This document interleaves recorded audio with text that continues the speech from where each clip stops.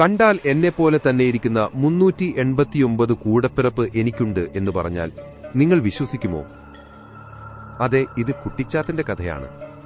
വള്ളുവനും വള്ളുവത്തിയുമായി വേഷം മാറി ഭൂമിയിലെത്തിയ ശിവനും പാർവതിക്കുമുണ്ടായ ദിവ്യസന്താനം സന്താനമില്ലാത്ത കാളക്കാട്ട് നമ്പൂതിരിക്കും ഭാര്യയ്ക്കും ദൈവദത്തമായി കിട്ടി. പക്ഷേ കുട്ടി ബ്രാഹ്മണ നിയമങ്ങൾ പാലിക്കാതെ കളിച്ചും കലഹിച്ചും വളർന്നു. തന്നെ ശാസിക്കുകയും അടിക്കുകയും ചെയ്ത ഗുരുനാഥനെ വകവരുത്തി. തുടർന്ന് കാളകാട്ടിലത്തെ കന്നുകാലികളെ മേയ്ക്കുന്ന ചാത്തൻ ഒരു കാളയെ അറുത്തു ചോര കുടിച്ചു. നമ്പൂതിരി കോപാകുലനായി ചാത്തനെ ശിക്ഷിച്ചു. ഇത് ഇല്ലത്തെ അമ്മയുടെ ഏഷണി നിമിത്തമാണെന്ന് വിചാരിച്ച ചാത്തൻ അമ്മയുടെ മാറിലേക്ക് കല്ലെറിഞ്ഞു. ഇതിൽ രോഷാകുലനായ നമ്പൂതിരി ചാത്തനെ വെട്ടിക്കൊന്നു.